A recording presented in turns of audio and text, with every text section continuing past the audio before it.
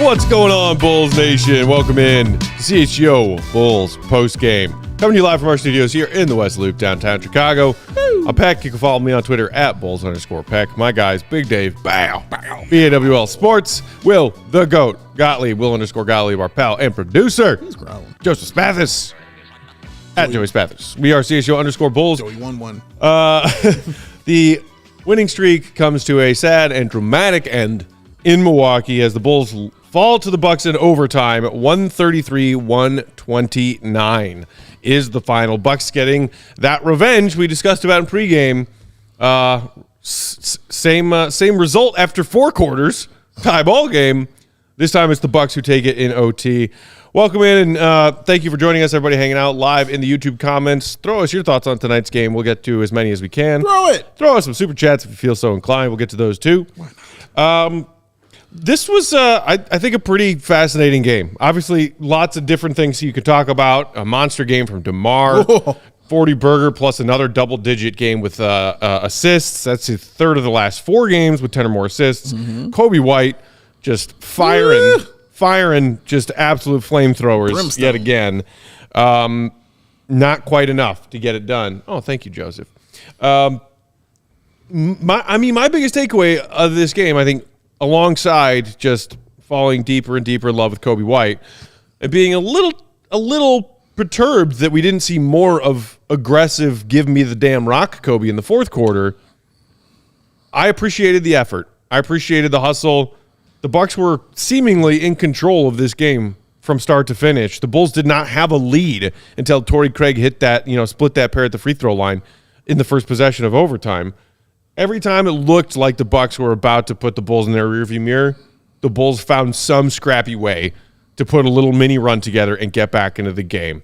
They did it multiple times in the first half. They did it at the end of the third quarter. They made a little run there at the end of the third with the Javon Carter three on their last possession there to get it down to a 2-point game heading into the fourth. As a Bulls fan who is still honestly looking at the bigger picture and was fine to see this winning streak end, I appreciated the effort, and I am firm in my belief that I can be allowed to feel both of those things. Sure. I mean, it's your life. You can feel how you want. I want them to win. I like it. Looking in my bigger picture, winning is always fun and good for this team, especially when the young guys are playing well. I think that's what it is. DeMar's 41-11 is just incredible for sure, but I'm more amazed and more happy watching Coby White and how he played, because that's the Coby White I want to see going forward. The 33, the 6, and the 4, the 60% from the field, and also 60% from three. He was 6 of 10 from the three-point line. And I mean, the one he hit, man, where he just pulled up from in front of Adrian Griffin, man, and just pulled that bad boy. I mean, with somebody on him. Yeah. And I mean, buckets. It was at the end of the first half. It was amazing, and I like how nothing phases him anymore. When he hits that shot, he's like, "Yeah, I know." When he missed that shot, he's like, "Yeah, okay." Like nothing phases, always on to the next one. I like that. I do agree with you as far as the aggression was concerned in that late fourth into overtime, especially the overtime. It was just Coby wasn't as aggressive in getting the ball, but because you know what DeMar is going to do. Yeah. He's like, give me the ball, period. I don't care who's out there. Give me the ball. You know what I don't need to see in overtime? Vooch post-ups. Oh, my God. On a night when Vooch was having a horrible game. Oh, we'll get into him for sure. My goodness gracious. But yeah, Coby, I wanted to see that. The one time we saw him create was the last shot of the game. And that was the one time I really saw him kind of get the ball and create. But it's hard. I'm not ripping DeMar, and I'm not ripping Coby by any stretch of the imagination. I just wanted to see Coby demand the ball on a couple of possessions and say, give me the ball. I got it. Or, run the play for himself, I should say. Even if he doesn't have the ball, come off a couple screens, get yourself open, get yourself a shot, just because of how hot he was. Like, he was clearly the one that was on fire, especially from the 3-point line. And in that quarter, in that overtime, when they went on like a 3-4 minute drought, you needed shots from Coby White to happen. And we didn't see him. But it's hard for me to be mad, you know what I'm saying, outside of this. Like, I mean, damn, that was a fun and entertaining game to watch. And I felt growth, like just sitting there watching that team, man. And at no point did I feel like they thought that this game was over. And I think for me, that's growth, because there were plenty of times where when I watched them and I was just like, oh, they don't want to be here. Like, they just don't care. No, they played that literally till the end, and that is a lot of fun to say, and it makes me very happy to watch the team. It makes me excited to watch Coby and the rest of the young guys going forward. So I've seen some people tweeting about this narrative that you're talking about with regards to Coby not getting touches in the fourth quarter and overtime, and I have some thoughts on that. And I'll start with this, which is – I think they did put Coby in a lot of actions. They had him screening for DeMar and popping out, and DeMar, in those, we've talked about this a lot with Zach and DeMar, where if you have Zach as a screener, he's going to flare out. Yeah. And defenses have a really tough decision to make. Do they keep 2 on the ball and leave Coby? Do they try to fight through the screen and stay on Coby and let DeMar get a step? Do they switch that and then put Kobe's man on DeMar and let him cook? And I think they always get a really good option out of that. The first couple times they ran it in overtime, it was Torrey Craig sets like a wedge screen or a down screen for Coby, who then comes up to screen for DeMar, and he would then flare out. And DeMar got it back to him, and the 3 wasn't really there, so he attacked. And what I like about that, or what I like about having Coby as an option there, is that he has really developed his dribble drive game and his ability to facilitate. And so he found Torrey Craig for a layup on one of those plays, and then Torrey Craig again for another layup, but got fouled and went to the free throw line. So I actually thought the Bulls did incorporate that, and it goes into a larger point that Billy has talked about before, and I totally agree with. And it really goes back all the way to who should start at point guard at the start of the season when you said Coby, and I stupidly said Javon Carter. The reason why I said that is because I think Kobe's really great playing off of other scorers. I don't think it is in his best interest at this point, or I didn't then, to say, Coby, here's the ball. Everybody else get out of his way. You go create. I think Coby can do that. I don't think he's great at that. I think he is really, really great when he's playing off of a DeMar. And he can, attack off of the attention that DeMar gets, and now he's playing with an advantage. That's when Kobe's been at his best this year. That's how he got a lot of his offense, on catch and shoot threes, coming off of screens, screening for DeMar and flaring out, and then attacking. I thought Coby was fantastic, and kind of fizzled out there at the end. But I think that they used him pretty similarly to the way that they had used him the rest of the games. He played almost 40 minutes, if not more. I think he just kind of 45. He must have been exhausted. Yeah. He's going against like some of the best defenders all game. Sure. I don't know. I just feel like it wasn't ideal outcome wise, but I thought that the way that they were getting him involved or trying to was probably the best option. And then of course, like you have a closer like DeMar, he's going to command the ball a lot when the game slows down. I think the biggest thing is they kind of stopped running, and that's where things kind of bogged down. And I don't think that plays into what you just talked about, being tired and being out there so much. I will say you're absolutely right in what you're saying. The only thing I think I'd like more of was when Coby was creating for himself. I really did like that. And again, I'm kind of pulling from what he did earlier, not taking away from your point of him being tired. I think they're both true. But what he did, that move he put on Giannis, when he crossed him and went to the bucket, that was cold. He's really kind of developed that, getting that layup off the off foot. The change of pace. Man, it is really sexy, and it is really awesome to watch. And watching him, kind of get into the mid-range and start hitting guys with the fake post-up moves. I think he kind of got a little of that from DeMar. And then with the lean-in layup kind of thing that he's doing, I like that a lot. What I wanted to see when I say those things, Will, is I wanted to see the ball in his hands more, as far as bringing it up in those kind of situations. So, because every time it came, it was, or it shouldn't say every time, the majority of the time it was being inbounded, it was getting into DeMar. And I understand that. You know what I mean? This is not a complaint, but it's just something I wanted to see him get it a couple of times.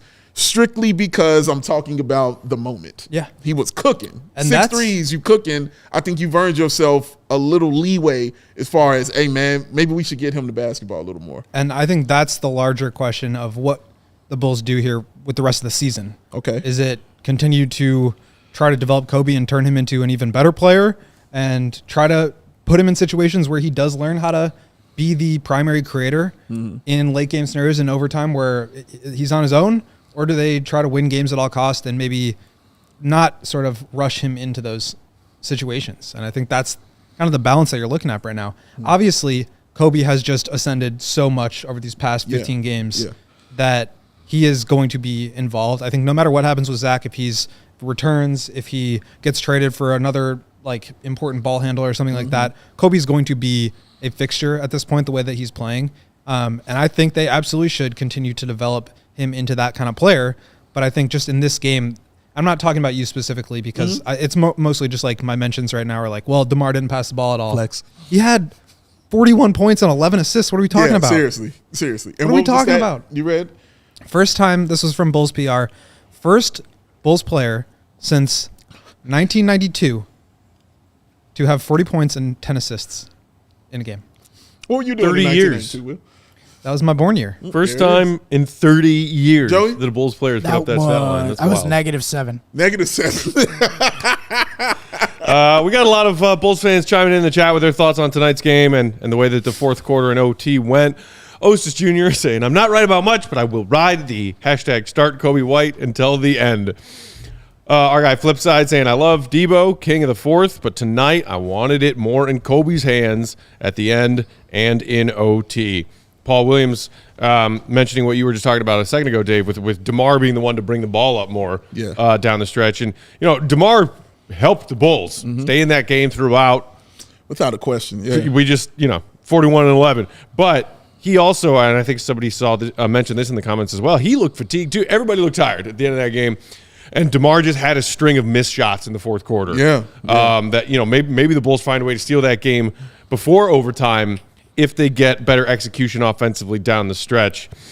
Joshua is saying Kobe's evolving. Biggest step I see is he's getting better at getting contact at the rim. Not a huge leaper, but learning to use his body. Yeah. 6'5", big body, man. Anthony saying Kobe's the real deal. P. Will is aggressive, but needs to start finishing the play. Too much DeMar hero ball at the end.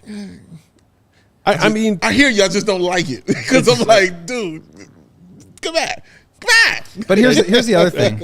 If they would have given the ball to Kobe and let him be the primary guy, and DeMar's standing off in the corner, and he's got 37 points, and it doesn't go well, everybody's saying, why'd they give Kobe the ball? DeMar had 37. Yeah, no, I get it. But again, that's why I'm like, you got to find that balance. It can't be dominant, you know what I mean, on one side. Yeah, and if they had won, nobody's talking about any of this. Oh, man. Right. It's just very reactionary to the be out, this would be foolish. I mean, as hot as Kobe's been, we're talking about above 50% shooting from three over the last 9 games now, 10 games, something like that, something crazy like that. Yeah.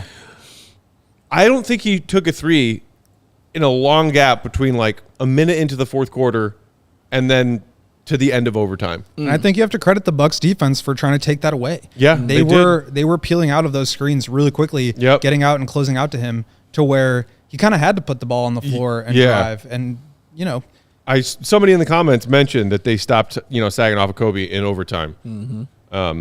He had that 1-3 on sort of the broken play where he got it on the left wing and put it up at the end of the clock. But yeah. Nothing but bull shout out hanging out in the comments said should have let Kobe take a game winner. You make it good, game's over, we win. If he misses, oh well. Get ready for Denver tomorrow. I assume you're talking about the end of regulation. Yeah, that was a DeMar game tying bucket. I ain't mad at but that. I mean also the buckets that DeMar got down the stretch there to get us to overtime. He had some MJ in the playoffs-esque quick scores. Yeah. And also Will, you said that's some of the most horrendous transition defense you saw from the Bucks tonight. Their game plan at the end of the game was, all right, we're going to go down, we're going to get fouled. Right. We're going to make 1 out of our 2 free throws, and then we're going to say, Bulls, runway, take it, layup. Good play. Anthony in the comments saying DeMar is DeMar, but I'm ready to move on Kobe. And look, that's like where I am right now. And we got another little mini update from Shams Charania this morning on The Athletic about the Bulls trade situation.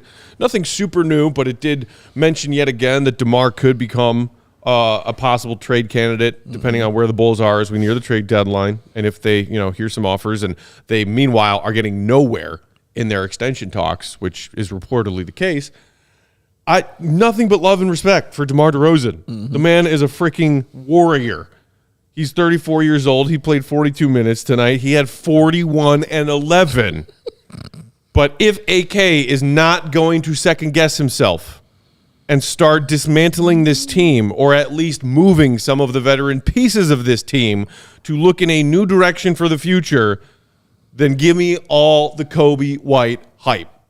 And we've seen King of the Fort DeMar DeRozan. It's fun. It was fun, especially when the Bulls were winning more than they were losing 2 years ago. He was the reason. It's time to move past that. And again, I'm not like nitpicking about the way that he handled the ball and got shots up more than Kobe down the stretch of this game. I'm just saying, if you're looking for the rest of this season, things that Bulls fans can get excited about. Kobe is here on a new deal and looks every bit like a player worth keeping right now. And by the way, a steal of a contract. Steal of a deal! Steal of a Steal of a deal! contract. But to be honest, Matt, Bulls fans are going to be excited with winning. They are.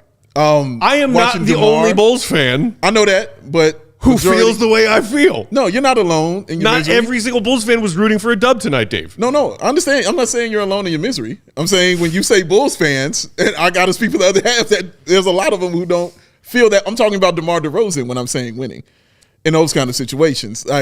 They want to still see DeMar out there, and they love seeing DeMar out there winning those games for them going forward. I hope they don't continue to feel that way maybe in the offseason, because again, I'm with you as far as him not being here in the offseason. I'm cool with that. I'm okay with that completely. But as far as what they continue to want to see, Bulls fans enjoy the 4-game winning streak and enjoy these kind of wins and enjoyed this game. I know I did. I know Joey did as well. Enjoy watching those games. Very entertaining watching DeMar do those kind of things out there. I just wanted to see the balance a little more, with Kobe. Instead of it being 90-10, just 70-30. Yeah. And I would have been okay with that. You know what I mean? I would have been completely fine with that. But yeah, I think that's something else that people get excited about, though, is when DeMar has these kind of games and you win. Not just that and you lose, which doesn't excite you because you've seen it so many times. You know what I'm saying? Like, oh, DeMar had that. And you see his people in the comments, like you said, feeling like you. Oh, of course he had 30 shots. Of course he had 41 points. So I get it. You know what I mean? But that's why I said winning. Like when it comes to the loss, it's a whole different kind of mindset and a whole different kind of monster. To your point, watching Coby White do this in a win or a loss is more exciting. Watching him score 30 and doing all this is much more exciting because you're thinking about the future. Thinking about going forward and what it could be when you get everything together. And you can get more things if you trade DeMar. Let's take our first break there. We'll come back, continue diving into tonight's game. I see people in the comments talking about Vooch, talking about the impressively abnormal stat line from Ayo Dosunmu in a start tonight. Nailed it up. Look at the comment. Snail it up. What? Which one? Oh, the one that's up there right now? Amari said, sorry, I'm late. Did we already talk about Ayo Snell? Not yet. We can get to that after this first ad break. Thank you for joining us. If you're watching along on YouTube, hit the thumbs up button if you haven't done so yet. We appreciate it. It helps us out a lot. And if you aren't already, hit subscribe to the CHGO Sports YouTube channel. Tonight's CHGO Bulls postgame brought to you by our friends at Circa Sportsbook, who offer those tight money line splits and have their great low hold model. They always strive to have any and all of their spreads for whatever the game, NBA, whatever sport you're talking about. Over-unders always starting at -110, not -115 or -120 like a bunch of other sports betting markets out there. Jerks. Now, because there's no reason to, other than to take value away from you and keep it where they are. Circa doesn't do that to you. They also don't limit players based on their winnings. Every player has the same limits, unlike certain other sports books who limit winning players and players who are on heaters. We see you. We encourage, we being Circa, to, we do too. I use multiple sports betting apps. Circa wants you to do the same thing. Try it out. Try their app, try the other apps, because they're confident you will find, more often than not, you find the best value, the best odds, the best everything at Circa Sportsbook app. They also have the best customer service in the game. Word? Yep. Real people behind the Circa Sports brand who resolve issues in a timely fashion anytime they come up, unlike those other sports books who use the dreaded chatbots. Click all the pictures of a fire hydrant to prove to me that you're a human, and then maybe me, a robot, will do my best to help you with your customer service inquiry. No. I am a robot. No, thank you. No. I would like a human. All aspects of that Circa app are being run by the same team that runs their main Circa Sportsbook at the Circa Resort and Casino in Las Vegas. Download the Circa Sports app Download the Circa Sports Illinois app at circasports.com/Illinois-app. Sign up today.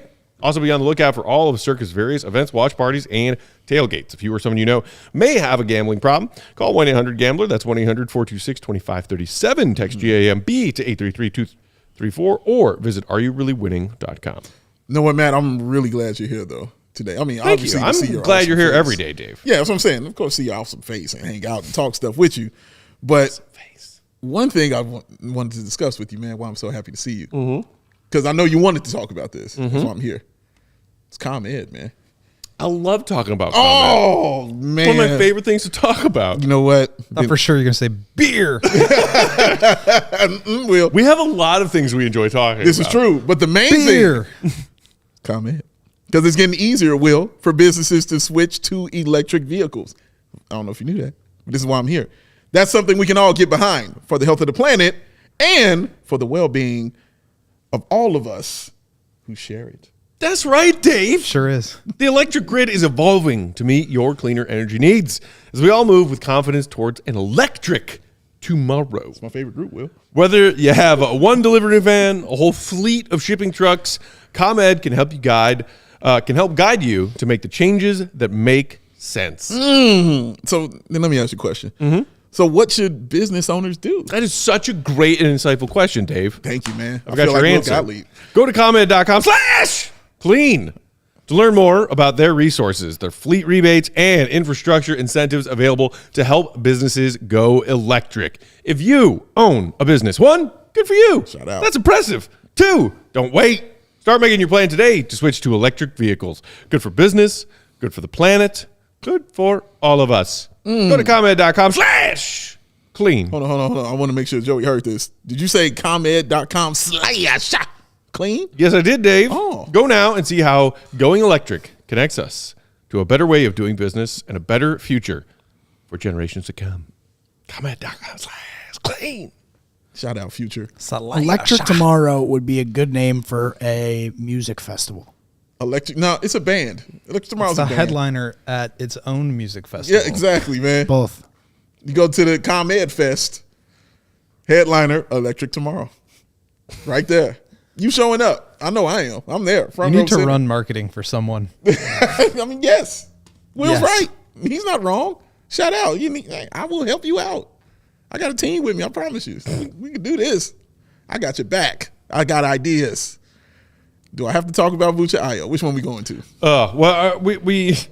We flirted with the Ayo Snell joke before the break, so let's just touch Okay. on that, and then we can dive into Vucevic after the fact. I see a lot of people saying, rough one from Ayo tonight. Amari Green saying Ayo had a rough night. Still a solid role player, though. Meanwhile, the man Snigel saying Ayo is a G League player. I don't know about that. Damn, one game? Look at y'all, man. It's one game. Unquestionably, I think, top 5 worst games I've ever seen Ayo Dosunmu play. He played 26 minutes in a starting spot without Caruso tonight, and obviously without Zach. He was 0 of 6 from the field. He scored 0 points. He had 0 rebounds, 0 assists, 0 steals, 0 blocks, 0 turnovers, and 1 personal foul. I mean, that is 26 minutes. Of cardio. Tony Snelled the hell out of it. Oh, that's some cardio right there. Like, yeah, he was getting it in. Everyone has a bad night. Yeah. To me, like that, I'm not taking much more away from it than that. It was Ayo had a bad night. honestly, that's really all it was. He was missing open shots that we've seen him hit all season, honestly. Open threes, I watched him hit all season. When he took his mid-range shot, I just knew it was going in. And he missed that one. Getting his shots blocked. That block shot, I believe Lopez blocked his shot. Oh, yeah. Oh, excuse me. Yeah, it was vicious. I blocked a couple tonight. Oh. He had that block late on Kobe, too. Oh, yeah. And he let everybody know about it. But honestly, I just chalk that up to one night for him just because of how he has played this season. He has been, honestly, you can argue about him being the most consistent Bull this season because every time he's gotten out there, he has been on all the time. We talked about getting the ball and running and how good he is at that, finding guys inside. We saw him get the ball this game and not really run. Like, he would run and then kind of bring it out. It felt like that the Bucks were kind of prepared for that a little bit more because we talked about that in the pregame, that the Bulls should have opportunity to do that. I don't believe the Bucks gave them a lot of opportunity to do that. And Ayo, if you can't give Ayo that opportunity, he's going to struggle a little bit. And also he was starting. Ayo's used this season to be coming off the bench in those spot minutes, in that spot role, and doing it in that way. But, yeah, man, he had a tough game. I'm not taking that away from him, but I'm not going to sit here and call what y'all calling him out here, bro. Like, y'all need to relax on that. Matt gets buckets in the comments. You're right. Matt does get buckets. Said Ayo's a solid bench guy most nights. Ayo definitely not a mainstay for the starting lineup. Definitely has met his ceiling as a solid bench player. Yeah. And if that is the case, then okay. You know, I'm okay spot with that. starts when your roster is shorthanded as it was tonight. Okay. He had a bad night. Okay. This is what I'm talking. 7 fast break points for the Bulls. 7. We talked about that in the pregame. They weren't running. Like, they weren't. But that's what I'm saying. Like, that was the point. We thought that was something that was going to help them a lot, you know, with a guard-oriented offense, and they were not able to do it. And that's actually why they beat the Bucks last week or whatever that was. Ran their ass. Because they just got up and down. And the Bucks transition defense is terrible. The first half, the Bucks weren't missing. Yes. So they didn't really have a chance to get the ball on live rebounds and steals. They just made, I think, 12 of their 23s in the first half. So they were taking the ball out of the basket. And it was we were talking about this while we were watching. Like, it was kind of crazy that Bulls were in it. Yeah. Just the way that the Bucks were shooting the ball. And they give themselves a chance. But like I said in pregame, I think it's not necessary, as good as it is to just like get transition buckets. That's not like entirely the whole point of it. The point of it is to get into offense a little bit earlier so they have enough time to get into multiple actions. Correct. And, I think we saw that at times. But then, at the end of the game, that slows down a bit. And one, I think Ayo just kind of was out of the rotation at a certain point. But two, it bogs down. You need a guy who can go get you a bucket. And, DeMar did that, but not to the liking of everybody in the comments. But before we move to Vooch, one last thing with Ayo. Gia in the comments said he had a lousy day, so sit him down. Why, 26 minutes of nada? Well, compared to the rest of the Bulls starters, which, by the way, Vooch was the next lowest in minutes above Ayo, was 26 with 39. Pat, DeMar, and Kobe all played 40+. 41, 42, 45. Yeah. I mean, maybe you can ask the question, would you have rather seen more minutes for any of Torrey Craig off the bench played more minutes than Ayo tonight. Yeah. Drummond played 14, Javon 13, Dalen 11. Shout out. Julian 4. I mean maybe give Dalen and or Julian some of those minutes if you're that convinced that like I was just going to not help you at all and only harm you in a game like tonight. I mean, like you said, Dalen had 11 minutes. That's the most he's had all year. And Torrey Craig, even in that scene, he was 2 of 9. Torrey Craig did not shoot well at all, and he fouled out. But he had really key defensive plays, hustle plays. Yes, all night. That kind of kept him on the floor. Again, Ayo was kind of out of the comfort zone. I don't want to make excuses for him, but that's honestly how I looked at it. I don't think that's what he does. Like, and not being the primary ball handler either. When I say that, like he was basically a 2 guard, and Ayo, no, like he's got to have the ball in his hand, right? And you're not going to take that from Kobe, unless you're going to switch roles with them. But I don't want to switch roles with them because Coby White has been cooking. So who you give it to? You give it to Kobe, and you live with what Ayo can give you or he can't give you. And tonight he just couldn't give it to you. And for me, it's like Ayo has been shooting the 3 pretty well lately. Yes, which is great. but he's not a 3-point shooter. Yeah. What he needs is to be able to get to the basket. And as a group, the Bulls just did not do a very good job of that. That's true. He got absolutely obliterated by Brook Lopez on one drive. But the Bulls were 17 of 33 at the rim, which is like a shade over 50%, not very good. The Bucks were 22 of 26. So they were getting there, but they weren't finishing. I think the Bucks rim protectors and Giannis and Brook Lopez were giving them a hard time, and they were just kind of pulling up for a lot of like short and long mid-range shots. And Ayo can hit those, but I feel like when he really gets into a rhythm, it's because he's gotten out in transition, gotten a few layups early or a back cut and a layup, and then he starts to like get into a rhythm that way. And if he's just kind of standing on the corners, it's not quite. He probably just doesn't feel quite as like productive and comfortable in the rhythm. Yeah, and you kind of saw it, and it was more so. It wasn't even allowed 0 of 6. You know what I'm saying? Like, I mean, like you just know he's out there shooting. You know when shooters are just having bad games, and I don't feel like he was like he out wasn't there like that. messing things up. Right, correct. Yeah. It wasn't that. It was just like, oh man, you know, just, get off shooting not night. happening. He's got like Giannis on switches. Yeah. It's a tough assignment. Like yeah, if it became a pattern or if it was something that was he's also a clear been pattern playing with great him, lately. That's what I mean. Like if it was something that was a clear pattern, then I'd be upset. But what's been more often than not, Matt, is the pattern has been him playing well off the bench for the Bulls. I mean, if Caruso gets the green light instead of the red light, Ayo plays significantly fewer minutes tonight. Correct. But and coming off the bench, no Caruso. They kind of, had to start Ayo. Rough night, you move on. Vooch, meanwhile. Yeah. You know what, Vooch, you're getting some of that. You took yuck. a couple of those. Yuck. Couple of these. Toot said I'd be fine with more Drummond minutes. Also pointing out that Vooch continuing to miss some bunnies tonight, as he has been wont to do a lot this season. Man, dude, he missed some shots, man. He recently has started knocking down his threes, which is great because he was shooting horribly from 3 to start the season. Correct. But all season long, it's just like there's a lid on the basket when Vooch is getting his touches inside. And it's hard to watch. 6 of 16 tonight. Did manage to shoot 40% from downtown, 2 of 5. That means he was 4 of 11 inside the arc. Just, 5 fouls. To his credit, double-digit boards, did have 5 assists. We've seen those Vooch assist numbers, creep up a bit more in the absence of Zach LaVine. Right. Because he's getting more touches.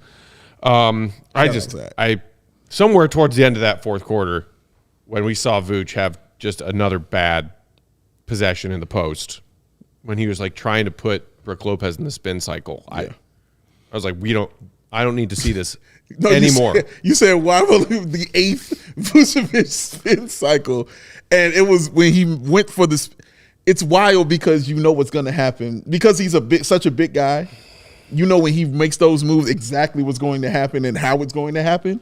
And so as soon as he got the ball and you're watching him spin, you were like, steal. You saw it. You were like, and then here comes Giannis coming to steal the ball because for a guy who I credit with having a great IQ, especially when he's, at the free throw line extended trying to find players, when he gets the ball and he's putting his head down, his IQ kind of goes down, because he becomes very one-track minded. And it becomes get the ball, the 2 moves that are coming. The 2 moves. Up, under, hook. Up, under, lay. Those moves. Up, under, fadeaway. Like, it's the same moves he's been using. Everybody's tuned in and has seen the same show. So they know what songs to sing. You know what I mean? They know what you're going to sing on stage. So you got to give them something different. So that's why Matt is like, I've seen you do this spin a million times. I know how this is going to turn out, and especially when it's not working for you. He did not shoot well. He shot cool from the 3-point line, as you mentioned. Yeah. But he did not shoot well, Will. The layups, the mid-range shots he was missing that he had been hitting for the past few games. It was not clicking for him tonight, bro. Yeah, I know he had a really good game against the Bucks last time without DeMar and Zach, but I just anecdotally feel like Brook Lopez just kind of gives Vooch a lot of trouble. He does. He's just so long, and like he's kind of ground bound too, but he's long enough to where he can really contest shots even without flexible. jumping. He's also much like sturdier and heavier than Vooch, so he doesn't really like get bullied out of the way. And Vooch has that like pivot and then spin back move, which he can get to occasionally. But like Vooch last year shot a career best by far on shots from 3 feet away from the basket to 10 feet away from the basket. Yeah. Like just by, I think, almost 10% better than his previous career high. So I think some of that's just going to drop off because it's impossible to sustain. Yeah, it's gonna. I'm laughing at Fried Rice saying it wasn't a simple game tonight. I was also laughing at that. Shout out Fried Rice. That's a good one. Not a simple game tonight. Yeah, not a simple game for him tonight. Yeah, you just want to see a little more creativity, with Vooch. Man, like it was tough because and just listening to Stacey and his complaints about Vooch, I just didn't agree with several of the things that he said about him, man. But I mean, he was late in that game asking like why Vooch wasn't playing up at the level of the screen. Yeah, like on a Giannis Lopez pick and like what at half court. Yeah, at half court, not against like Giannis, like bro. 3 paces above the break of the 3-point line. Like, why would you do that?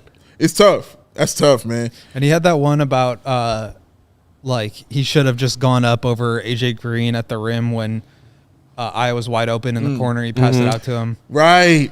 And I think having a tough game. That's another wide open shot that he missed. And you're right. That was yes. Go ahead. I'm sorry. I cut you off. No. The other thing I think that's like a bigger concern with Vooch is he's just not shooting threes. I know he's 2 of 5 for tonight, but he's only taking 3.4 threes per game this year, lowest since 18-19, and he's shooting 25% on them. I mean, that's a big. And if you watch him out there, he's not even looking at the rim. Yeah, like he'll get shoveled the ball at the top of the key on those dribble handoff plays that initiate a lot of the Bulls' actions, and he could look at the rim or he could drive, but he's just getting rid of it. What was the play tonight towards the end? He caught the ball in the middle of the one extra pass, caught the ball top of the key. Yeah, he did from a deeper 3, but it didn't even like.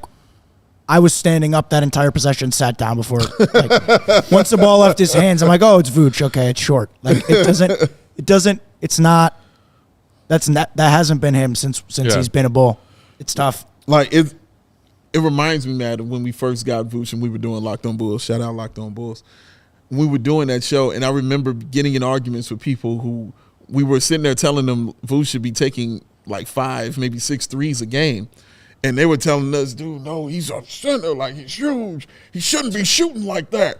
And we're like, no, dude, he should. When they traded for him, he was shooting 41% from 3. Yeah, like he should be having these attempts. Like this is how it should be going down. That's how he like changes your offense. Correct. And if you're looking at his attempts, like every year since pretty much he got here, 6.5, 5.8, 4.5, 4.2, 3.4. Going down. Now, and how has his game been in each of those seasons I just mentioned? It hasn't elevated. It's went down. I mean, to his credit, played 82 of 82 last year. Yes, amazing. We'll never not give him credit for that. Never. Are you kidding me? Never. And, still was his usual, like 17 and like 11 kind of self. Played 73 the year before. Yeah. He is sturdy, man. But yeah, I mean, it's hard to ignore the production or lack thereof from Vooch so far this season. Yeah. I see Golden Forest in the comments saying, you got to give Vooch some credit for making that steal attempt on Giannis late in the game. Attempt? Well, I mean, like, we shouting out attempts? It was, Vooch was in a tough spot trying to guard Giannis on the perimeter, and he broke up the ball and, like, wasn't whistled for a foul and goes out of bounds and, stays the Bucks' direction. I also saw Vooch, and I know you saw it, and it drove you too crazy, Dave, go absolutely lazy ham ref complainer on one of his turnovers in the first half, where he thought he was fouled, and then just sat back there. And what happens? Easy 2 for the Bucks the other way. Easy 2. No, I'm sorry, it wasn't a 2. It was a 3 by Beasley. Oh yeah, you're right. It's wide open because Vooch is laying on the ground complaining, and I'm like, if you don't get your big ass up and get down the floor, what are you doing? Yeah, you're not good enough at this point in your career to be able to do stuff like that, right? Bro. And if you're on a night when you're not shooting well, want to give credit for effort, you gotta shout out attempts. Shout out attempts out here. What are we doing, son?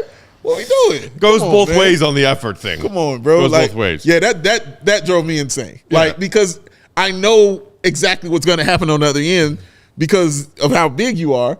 It's going to take you like an extra 3 seconds than it would to take a guard to get up off the floor. But you're going to add complaints to that. That's an extra 5 seconds. Yeah. So that's a free 8 seconds of unsolicited 5-on-4 basketball. That's what's happening out there. And you're going to end up with a 3. Golden Force clarifying sarcasm. Oh, okay. All right. Now we're shutting out attempts. I think I broke Will, man. Hey, Joey, shout out to Alexander. Find Alexander's comment for me real quick, if you don't mind, sir. Right there. There it is, right there. Shout out to my man, Alexander. 34 degrees out.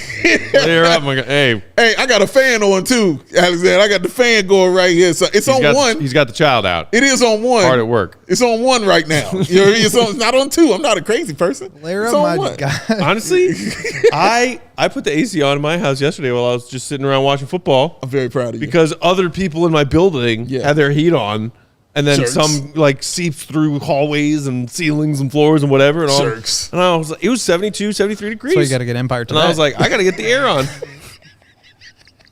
Got to get Empire on board. Speaking of which, let's take our second ad break. Then we'll come back and dive into more of our thoughts. Shout out attempts. Your thoughts. Shout out attempts. I'm breaking Will. It's fun breaking Will. Bulls loss to the Bucks. My new favorite show. Hit that thumbs up this time if you didn't do it the first time. We appreciate it. Tonight's CHGO Bulls Post brought to you by Ray Chrysler Dodge Jeep and Ram. Ray! Radio Ray. Are you in the market for a new vehicle? If you are, we've got great news for you. Because our partner, Ray Chrysler Dodge Jeep Ram in Fox Lake, is making room on their lot for incoming 2024 vehicles. Ow! And you know what that means, Dave? What's that? You know what that means, Will? Tell me. You know what that means, Joe? Hit 'em. You'll be able to shop incredible savings on every new vehicle in stock Hooray! during their limited time wrap up the year sales event. Wrap it up, B. For a Shout out attempts. I broke Will and him at the same time. For a limited time, get up to 15% off on new 2024 Jeep Grand Cherokees with dealer discount. At Ray CDJR, you'll always be able to shop one of Chicagoland's largest inventories and drive home with more money in your pocket than you'd expect. Thanks to Ray's Price Promise. You know what it is. What is it? It's the price you see on the dealership website. Right. Is the price you pay when you go to the dealership. Sound fair. No hidden fees. Shout out, Ray. Don't miss out. Shop great deals all month long and save big because Ray CDJR makes buying a new vehicle more affordable than ever. That's not all. What? Just for tuning in to us at CHGO Bulls, you can get a free oil change when you mention CHGO Bulls at the service center or mention CHGO Bulls when you book online at raycdjr/service. Hurry in. You must book before December 31st, 2023. New Year's Eve. Get your oil changed. If you're in the market for a new vehicle, you've got to check out the team at Ray Chrysler Dodge Jeep Ram. They're the only team we recommend. Visit them on Route 12 in Fox Lake for more information. Again, that website, raycdjr.com. Serving the community since 1963. Ooh, man, that felt so good. I need to relax myself with a delicious Goose Island beer. There it is, One more Will. time, Joey. One more time for being on time. CHGO is supported by the Goose Island Beer Company, Chicago's beer since the Jordan year. That is 1988. They got that awesome roster. They got the Beer Hug family. I'm drinking the Joey approved Juicy Beer Hug. Juicy Joe. Oh, Juicy Joe. He's all about this. Zy Rose, baby. The 312 Wheat Ale. The Matt and Dave favorite, the 4 Pocket Pilsner. I'm sorry, I'm thinking about Will. And, of course, Oktoberfest. Doesn't have to be October to enjoy it. It could be a nice Christmas time. Or if you're celebrating Hanukkah, shout out to you for that. Or if you're celebrating Kwanzaa, shout out to you for that. You can drink some Goose Island while you're doing those things, y'all. So grab the ultra fresh exclusive beer at the Goose Island Original Brew House on Claiborne Avenue in Lincoln Park, or from their tap room on Fulton Street in West Town. It's the Goose Island Beer Company. It's Chicago's beer, the true taste of Chicago. Whispers. Whisper in the dark. In the dark. Charles in the comments saying, commit to taking charges from Giannis, make him change his play.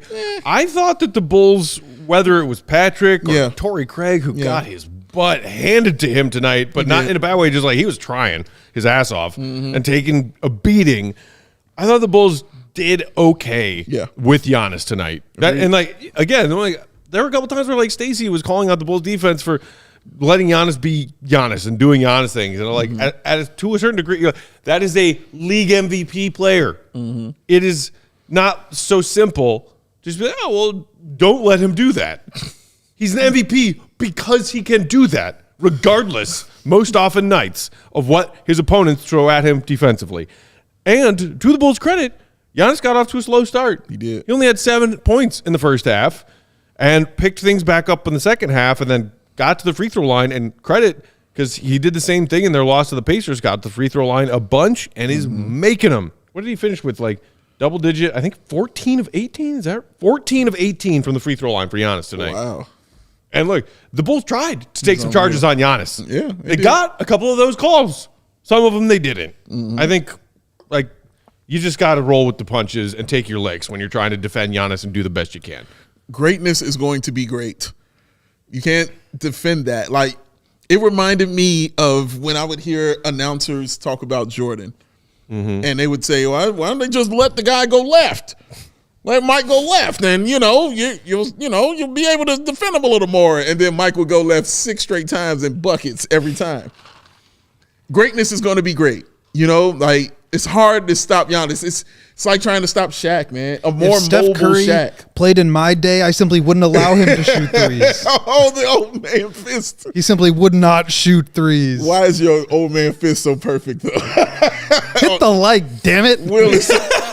I've never seen a man more ready for 65 in my life than Will the Goat Gottlieb. God dang it. We got 12 likes right now, 284 people watching. Come on. No, we got 67, but it should be up to 100. Will's point, it should be more than that. Get your likes up. Don't make him shake that fist at you again, ladies and gentlemen. See, this is what happens when you don't respond to me asking you nicely for the likes. You get the goat. Then you get these guys wilding out on us. Damn right you do. It happens. Shake harder, boy. You get that shake at you right there. Oh, we'll get those likes. So menacing. But God, greatness is going to be great. Like you can sit there and talk about what it takes to stop it, but at certain point in times when a guy has won an MVP and a defensive player in the same year, when he scored 50 points, he had 14 rebounds and 5 assists in the game, in a clinching game in the NBA Finals. When you just multiple time All-Star, multiple time All-NBA guy, you're just going to be great. And you have to accept certain things, You have to give them a little leverage. I was saying to you during the game, if somebody guarded Mike and Mike walked away and had 25 points, you were like, damn, you did a good job on Michael Jordan. Right. You did a solid job. You had 25. That was it. Nice game, Mike. Nice game. You know what I'm saying? You're like, wow, dude, you played incredible defense. You can get yourself a new contract. If you were like, they looked at your stats and you saw you held Michael Jordan to 25 points, all right?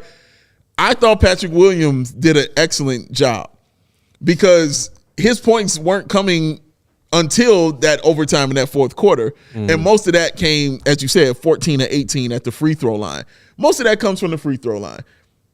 I mean, if you're fouling him and you're sending a guy who's not a great free throw shooter to the free throw line all the time, I don't find that to be bad defense. I really don't. I just thought that Giannis caught fire from the free throw line, and then he was just getting to the bucket. He wasn't shooting threes. He wasn't pulling up. You're not going to stop him. Remember when teams used to form a wall in front of Giannis, put 3 players? How'd that work out? Did he still go through it and get to a finals? He damn sure did because he's Giannis Antetokounmpo. Greatness is going to be great, man. Like sometimes you just have to accept it. Your job is to stop it from being too damn great. That is your job. Don't let him get 45 and 18 and 6 assists. That is your job, to stop that from happening. And I thought that, honestly, Patrick Williams, these past few games, has done a really solid job of that. And, I mean, look, first of all, when you're playing a great elite player like that, you try to take one thing away, right? Yeah. To your point. And sometimes that works for you, sometimes it doesn't. But what the Bulls did was try to take away Dame, and that did work for him. That worked. Yeah. He shot 3 for 17. He had 2 turnovers. He had 9 assists, but like they kind of took him away from the ball a little bit. The Bucks for some reason just like don't run a lot of Giannis Dame pick and rolls. That's been kind of like a touchy topic around the league is like, well, they bring in Damian Lillard to run a lot of pick and roll with Giannis. Like, why aren't they doing it? They did it a little bit, but the Bulls really kind of trapped him and got the ball out of his hands and let the Bucks play 4-on-5 a little bit. Or, I'm sorry, 3-on-4. And that worked out really well for them in the first half when they shot 12 of 20 on threes. And then the shots stopped falling a little bit, and Giannis is still going to make plays. But that's the difficulty of guarding the Bucks is you either let Dame cook you in pick and rolls, in high pick and rolls, and where he can pull up or get all the way to the rim, or you try to take him away and let Giannis get us, head of steam rolling downhill at the basket. It's like, well, what do you do here? Like, there are just no good options. You got to just pick your poison. And today they tried to take away Dame, and frankly, 9 of 13 for Giannis. The 18 free throw attempts, but he had like 7 points at halftime, I think. Yeah. I thought they did pretty well. Like I said, there's just only so much you can do, and you have to pick different things that you want to try to neutralize. And sometimes that can work for you, sometimes it can't. But when you get 3 for 17 and 2 for 9 on threes from Dame, like, I would call that a win. It's a super win. And again, Will, what was he? He was dry to the bone, baby. No sweat on Unlike Dame Patrick tonight. Williams? Oh, no sweat. Zero. Like Patrick Williams, bone dry. But previously, now Patrick Williams be glistening in sweat, just drenched. 15.7 rebounds for Patrick Williams tonight. A quiet 15, honestly, to be real. But still, nonetheless, 15.7 rebounds for Patrick. Going up, getting one-hand rebounds. Doing stuff like that. He's got to stop doing that. You don't like it? I don't like it because his hands are huge. Yes, it's cool. He's picking up chicken parm like this. What are we doing, Will? He will go up for like at least 2 rebounds per game and try to grab it and just miss or like fumbles the ball with the one hand. Okay, just grab the ball. 2 hands. What are we doing here? Spoken like a guy with small hands. This is what this is. I got big hands. Look, I can palm a basketball.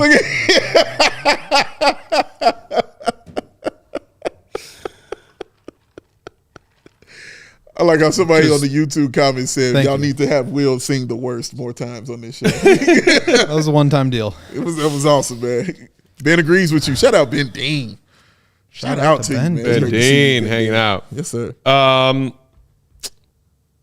Diddley in the comments said, saw a report saying Bulls aren't listening to offers on Caruso. Hope they cash in on him. He's got great value. So that was the same Shams report that I mentioned earlier in tonight's postgame regarding his thoughts on DeMar.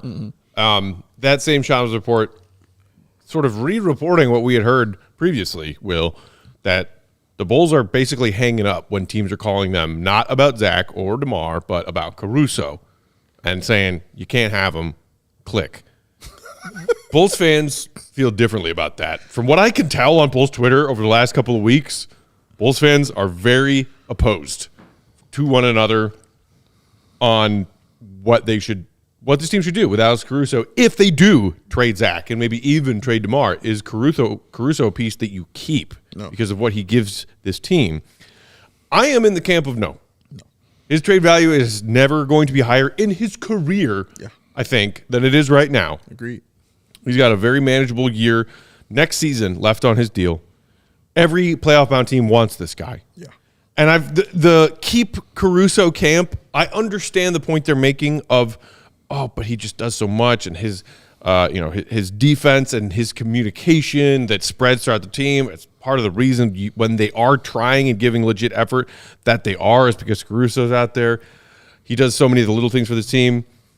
I see Caruso a year from now just counting the days off of his calendar until he's a free agent and can go to a team that's legitimately trying to win. Because, and again, this is not just Debbie Downer.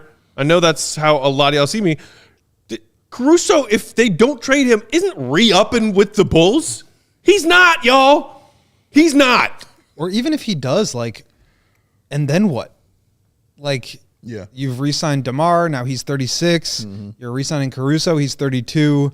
He's lost a step because his whole thing is throw your body around the court and make insane defensive plays. At some point, he's going to start falling apart, which he's already doing. Convince Caruso to not flee like hell to the nearest competent organization, which is what he should and likely will do. If you convince him to stay, you're probably going to end up paying an older Caruso with more nagging injuries throughout his years, more money than you're paying him now. Correct. I just do not see the reason for keeping him if they are getting all kinds of legitimate offers for him right now. Honestly, and I think the point of what you just said is the biggest one, is his value is the highest it's ever been in his career. It is the highest. And he's on a team right now that is not winning a championship or going to come close to winning a championship this season. And Caruso, or next season or the year after that. Correct. Like, they're just not. And Caruso is a guy who you have on your team when you're ready to get championship, which is why I call them rims all the time. Because that's what you get when your car is looking amazing and you're like, man, you know what this needs? Some dope-ass rims, man. We're going to really be set. Your engine just started working. You know what I mean? The engine just came back on. You don't have to all that work of paying the dude down the street a six-pack to come in here and fix your engine. He just got it working. Like, okay, we got it working. It sounded good right now. That boy is cool. Refilled the tires. Yeah, man. Are you rolling your eyes because you're in the Keep Caruso camp? No, he's not. How are you gonna? I mean, if you keep Caruso, how else are they gonna get to a 375 winning percentage? Like, doesn't make any sense. You don't keep him for what? Like, they're not. They're not you even winning with him, with the best iteration of him right now. Even without him tonight, your team still looked really solid. Even without him tonight, okay? So it's not, and again, if Caruso is your guy who's your best player, you got serious issues, as I told you earlier in the season. But he is a dude right now, if the league is clamoring for him, you take advantage of this. You get the picks that you need and that you should have on this team to build going forward with the youth that you have. So with the Coby White, with the Patrick Williams, with the Julian Phillips, with the Dalen Terry, and whoever else young guys you want to throw in, you build on that and you get those picks. You might get another player and a pick or two. Who knows? GMs are crazy. You might get a bunch of stuff. They tried to give two first-round picks for Bogdanovic. You thinking I'm calling that GM right now. Whoever did that right now. No, Golden, I'm not saying tank. I'm not ready to tank. I'm never team tank. But I'm telling you, when you got a player right now who you have who is this hot and is a role player who is this hot, you go ahead and you make that move. And I wanted to make it last year. All right, I was on here talking about trade him last year at the trade deadline because I was like, he's hot right now. Get this dude out of here and get you some picks, man, so you can improve your young guys on the squad right now. We know what he brings to the team, Matt. We understand what Caruso can do defensively. We understand how the guys love him. We saw Drummond hugging him and the guys high-fiving him. And bring him back to be the coach in 4 years. That's what I'm dang it, that's what I was about to say. Get out my brain. Thank you, Will. Like, if you love, yes, let him come coach then. Because the young guys love him like that. That's great. Awesome. I love that. I love what he brings to the team. I love what he does when he's out there on the floor. But this is a role player that teams are willing to give you first-round picks for. First-round picks can grow into people who are not role players. And these teams, as it gets closer to the deadline, as it gets closer to the playoffs, are going to become a little bit more desperate for guys like Alex Caruso. So you go ahead and you make that trade and you make your team better for the future. Just getting the rims off your car and getting that engine humming. That's all I'm saying, man. I think it's really just a question of like, what is the 3 to 5 year plan? And I think as a GM, they don't have one. But that's the job. That is the job. The job is not watching these games like a fan and winning and dying with, overtime losses. Like that is not the job. The job is to determine what is the best course of action for your team over a 3 to 5 year time horizon. And if you are so caught up in the wins today and missing as a result of that, what's going to happen in 2 to 3 to 4 years, it's like, it's going to be a rude awakening. It just is, because you're building a team around guys that are older.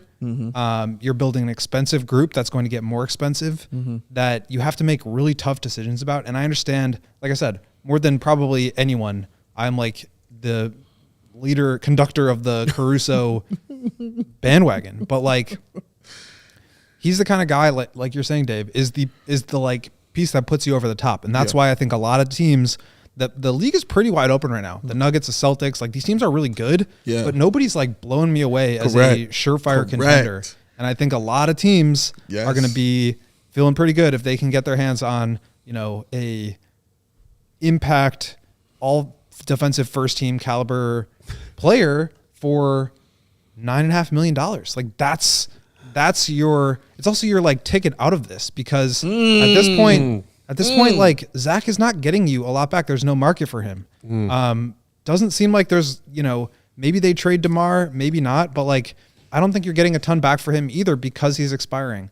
The expiring situation like is working against the Bulls in both ways. Okay. People don't want Zach because he's got too many years and dollars on his contract. They don't want DeMar because he's not locked up. So it's like, it's kind of hurting the Bulls in both scenarios. Yep. And I just don't think that like what you want is manageable short-term contracts. And that's exactly what Caruso is. So he's the one that's going to bring back the most value. Yeah. And if you're looking at this team and trying to figure out where they're going to be in 3 years and trying to come up with a reason that's not, or come up with an answer that's not just like a very much worse version of what they are right now, trading Caruso is like the way out of that.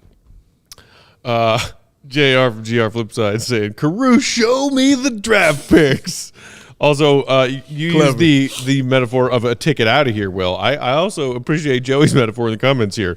AK is walking through the desert being offered a case of water bottles, but he is uninterested. For a penny. But he's like, this is my it's favorite better to penny. say that he's walking through and he's like, it's not Fiji. That's it. That's literally what I was. That was what else. It's not his preferred type of water. Exactly. But I also like from AK's perspective, I get it. Like he has been the like biggest hit of all of AK's moves, and so I think it's like it's really raise a rafter, raise the banners. But that's the thing is like for AK, it's not just about like is the value of having Caruso here more or less than the player and pick that he can get back. And it's more like if I trade Caruso, like this is the end of what we currently have, because he is in a lot of ways what keeps it together. Yeah. He's a lot of ways like the most valuable player on this team, not in every way, but like he kind of is. Mm-hmm. And I think that would be coming to terms with the fact that this is no longer working, that it's not going to work, and that he needs to move on. And that's something that he has not been willing to admit. We're all there, AK. And that's so interesting because I don't look at it like that. Don't ruin maybe your best move as the head of basketball ops since taking this job by sticking to it too long because you're so proud of how good of a thing it was. Yeah. Wait, Delbert. I'm just saying because it'll end up costing you by stubbornly refusing to let it go. As we have seen. Get back on the raft, AK. Wilson is gone. Okay? Wilson is gone. I know you loved him. Wilson is gone. Get back on that raft before you drown your dumb ass. Helen Hunt still waiting. Wilson never even existed for AK. There was no Wilson. Let that man cook. Why you stepping in the kitchen? We talk about Tom Hanks. You know what I'm saying? Let him cook, dog. Let that man cook. We have got to give one more quick shout out to our friends at Empire. Then we'll do some super chats and we'll get out of here. Sure. Tonight's CHGO Bulls postgame sadly did not include an Empire good tonight. I am sad. People were saying they were sad about that. I mean, a lot of good candidates tonight. But it's okay. Who would have won, Joe? Because Empire has your back anyway. With Empire today, you get shop at home convenience, the right product for your needs, quick and professional installation, and a low price guarantee. Empire today is the best place to get new quality flooring. So, of course, they have copycats amongst their competitors, but Empire cannot be beaten on quality. They can't be beaten on service, can't be beaten on speed. All competitors can do or can even try to do is offer bottom barrel prices, but it's just for crap flooring. It's for crap flooring that they wouldn't put in their homes. Trash. You shouldn't put in your homes. Empire wouldn't suggest you put in your homes. No. That's all it is. No. Shout out Sarah. They also have their wonderful virtual floor designer. What's so funny? You'll see it. A virtual floor designer, a great way to see how new floors look in any space. Very easy to use. Just snap a picture and then instantly be able to see how different types of flooring will look in different spaces throughout your home. They also pride themselves on convenient shop-at-home service, so you can see some flooring options with other pieces of your space, the lighting in your home, the decor of your home, to help you shop for home goods in your home. They also service their own warranties. If there is any issue that arises, just call Empire. They'll take care of it. They service all of their warranties themselves. No third-party manufacturers, and tracking down their contact info. Schedule a free in-home estimate today. All listeners can receive a $350 discount when they use the promo code CHGO. Restrictions apply. See EmpireToday.com/CHGO for details. Don't forget that $350 discount offer. 588-2300 Dave. Empire Today. Yo, Gabriel said Wilson was Lonzo.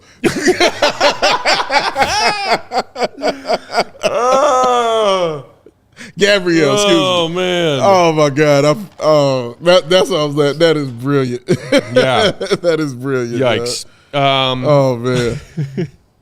Okay, let's do some super chats, Joe.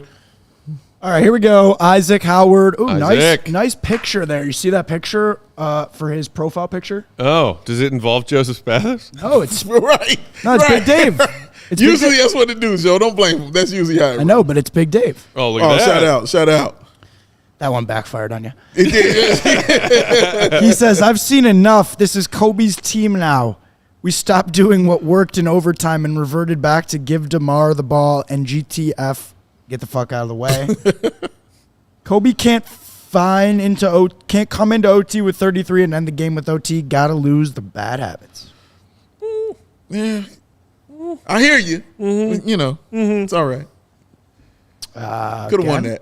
They could have won that game. McBaconator, CHGO diehard. What's up, McBaconator?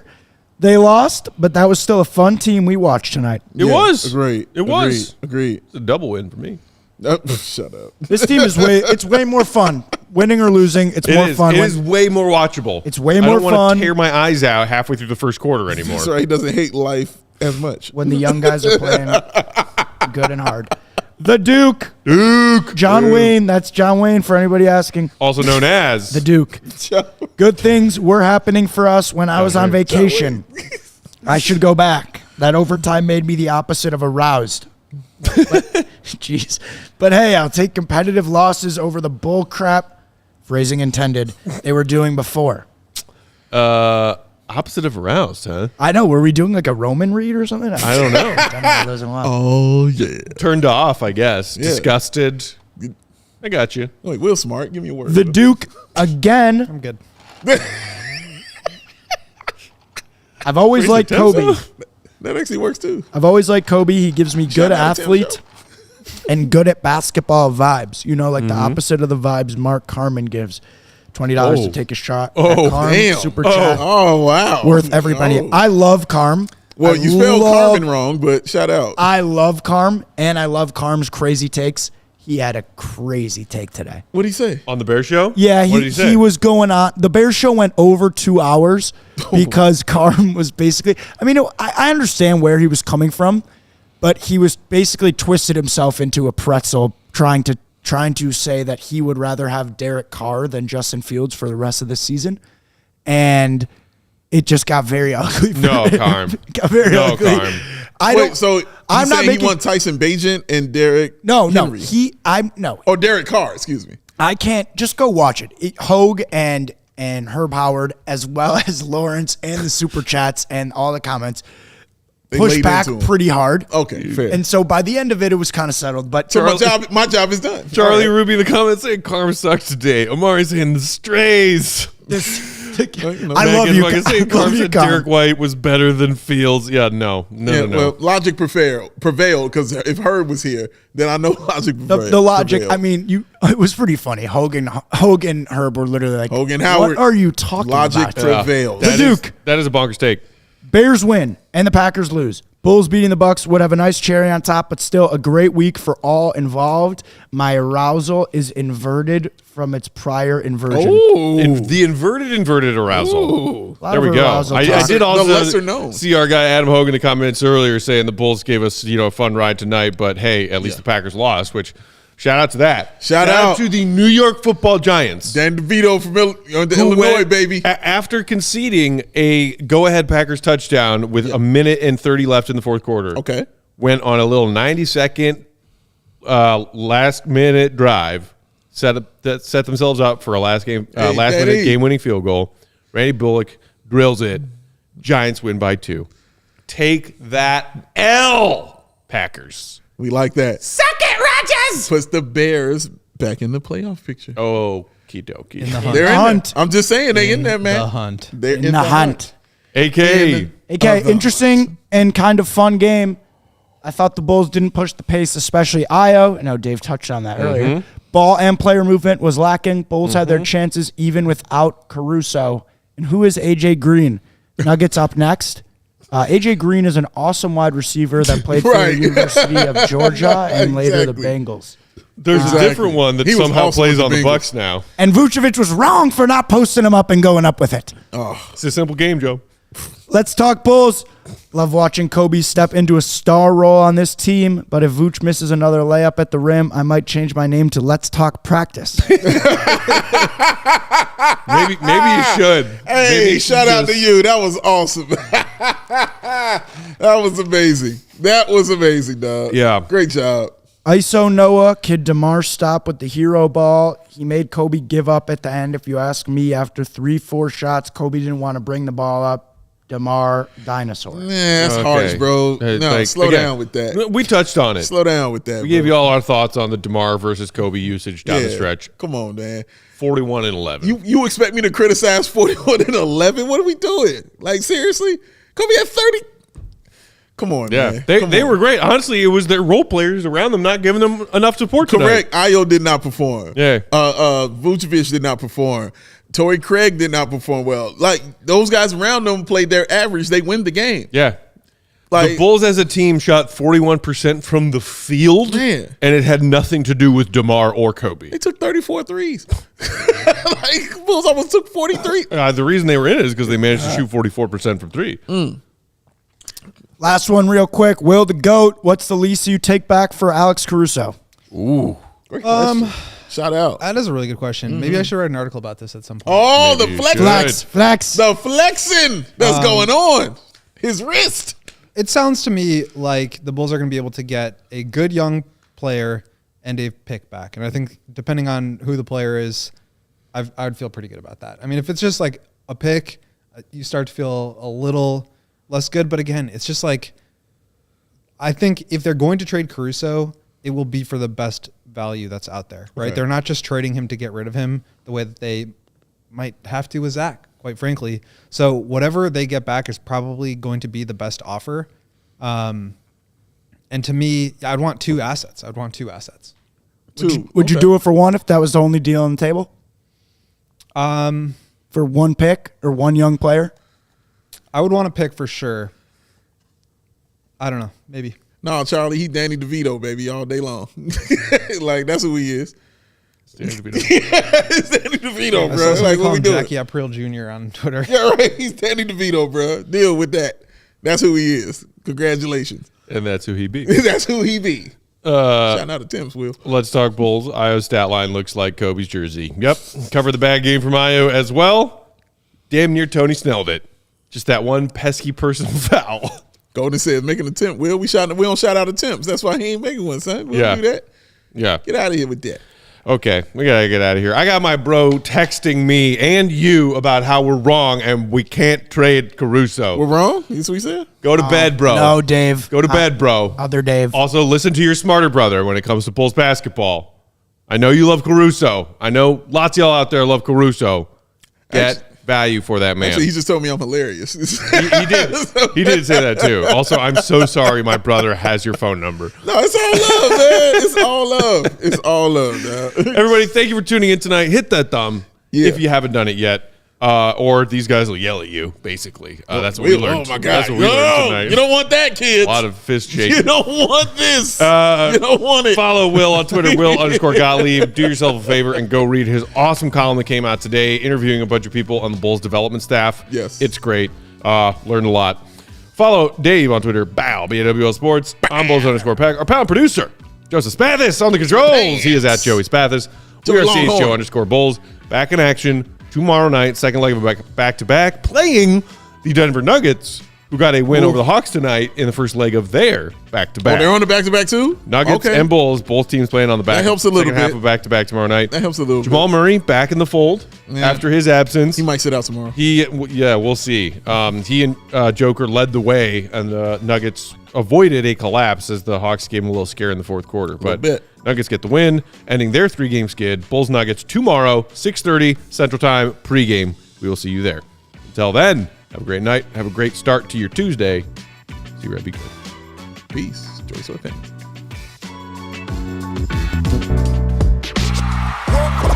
We all silly like